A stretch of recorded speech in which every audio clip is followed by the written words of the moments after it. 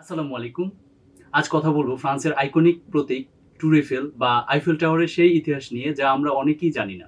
আজ বলবো সেই গল্প কিভাবে একটি দানবীয় কুৎসিত জিনিস মানবতার সবচেয়ে প্রিয় স্মৃতিস্তম্ভে পরিণত হলো। সালটা 1886। ফ্রান্স তখন চরম অর্থনৈতিক সংকটের ভিতর দিয়ে যাচ্ছে। আর মাত্র ৩ বছর পরে ফরাসি বিপ্লবের ১০০ বছর পূর্ণ হবে। ফরাসি বিপ্লবের ১০০ বছর পূর্তিতে ফ্রান্স আয়োজন করবে ওয়ার্ল্ড ফেয়ার, যেখানে বিশ্ববাসীকে চমকে দেওয়ার জন্য ফ্রান্সের দরকার ছিল বড় কিছু করার। আর এখানেই চলে আসে বিখ্যাত ফরাসি স্থপতি স্যার গুস্তাভ আইফেলের নাম। মজার ব্যাপার হলো আইফেল টাওয়ার তার নামে হলেও টাওয়ারটির ডিজাইন মূলত তিনি করেননি। 1884 সালে তার দুই সহকারী ইঞ্জিনিয়ার মরিস কোয়েসলিন এবং এমিল নুগের আইফেল টাওয়ারের প্রথম নকশা আঁকেন এবং তাদের সেই নকশাটি ওয়ার্ল্ড ফেয়ারের জন্য নির্বাচিত হয়। 1887 সালের জানুয়ারি মাসে গুস্তাভ আইফেলের তত্ত্বাবধানে শুরু হয় আইফেল টাওয়ারের কাজ।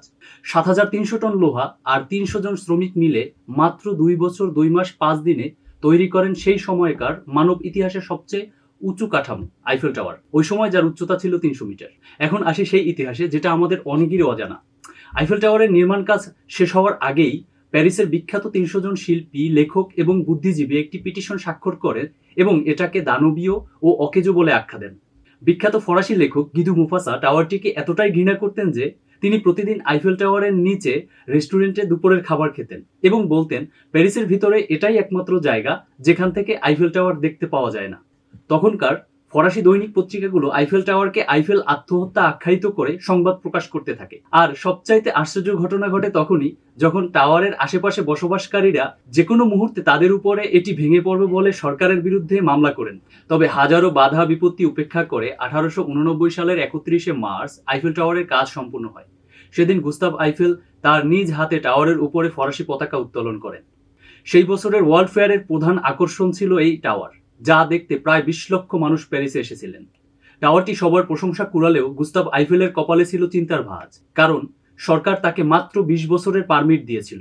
তবে গুস্তাভ আইফেল ছিলেন অত্যন্ত প্রতিভাবান মানুষ। তিনি জানতেন যদি টাওয়ারটিকে কোনো কাজে ব্যবহার করা যায় তাহলে এটি রক্ষা পাবে। তাই তিনি এটিকে বিশাল একটি বৈজ্ঞানিক গবেষণাগারে পরিণত করেন, যেখানে মূলত আবহাওয়া পর্যবেক্ষণ, পদার্থবিদ্যার পরীক্ষা এবং রেডিও সিগন্যাল আদান প্রদান করা হতো। এই কাজের জন্য 1910 সালের 1 জানুয়ারি গুস্তাভ আইফেল আরও 70 বছরের বর্ধিত সময় পান। তারপরে ঘটে এক অবিশ্বাস্য ঘটনা। যখন 1914 সালের প্রথম বিশ্বযুদ্ধ শুরু হয়, আইফেল টাওয়ারের নিচে মাটির গভীরে ছিল এক সামরিক রেডিও স্টেশন। ফরাসিরা সেখান থেকে জার্মান সেনাদের গোপন বার্তা ধরে ডিকোড করতে শুরু করে।